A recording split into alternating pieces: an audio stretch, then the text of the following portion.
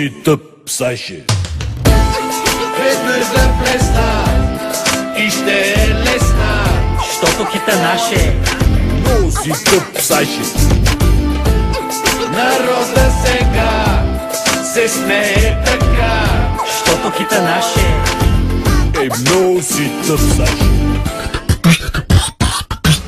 За мене кеф е да легнем на сянката и да люпим семки с ванката. Да го питам това онма за нещата, щото на ванката му штрака много главата. Казва му на Сашето, много си тъп. Що не спря да бъркаш голия си пъп? По простотия аз съм професор, мозъка ми е направо процесор. веднъж да плесна и ще е лесна, Щото хита наше. Много си тъп, Саше. народа сега се смее така, Щото хита наше. Вечно си тъп, Саше. Ванката ми казва, Много си тъп, Саше. мене не ми дреме и си дигам чаша. Нямам нужда аз от много акъл. Искам като пия да се чува гъл, гъл, гъл. Да, ще работя аз при живи родители.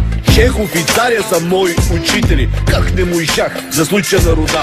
Тогава щех да имам частна гора. Частна гора, частна гора, частна гора. веднъж да плесна и ще е лесна, Щото хита наше. Много си тъп, Саше. народа сега се смее така, Щото хита наше. Шеметно си тъп, Саше.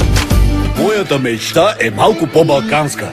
Втора ръка кола германска. Ванка, Ванка, ще ме возиш ли и мене в колата? Много си тъп. За какво са ти краката? Саше, виж, там има двама тапаци. Гледат ни като коне с капаци. Ванка, Ванка, тия двамата са жалка картина. Много си тъп. Стоим пред витрина. Ванка, Ванка, спиш ли? веднъж да плесна и ще е лесна, Щото хита наше.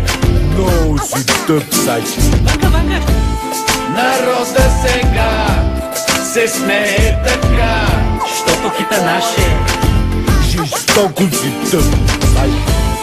веднъж да плесна и ще е лесна, Щото хита наше. Нечовешки си тъп, Саше.